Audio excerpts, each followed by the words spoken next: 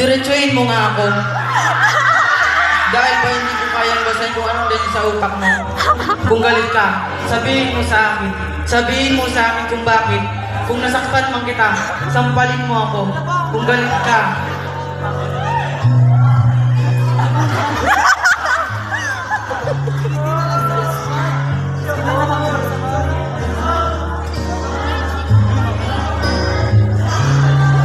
Matatanggap ko yun lahat dahil kaibigan kita. Yes! Kaibigan mo lang ako! Kaibigan mo lang ako! And also everything. Tagagawa mo ng assignment. Tagagawa mo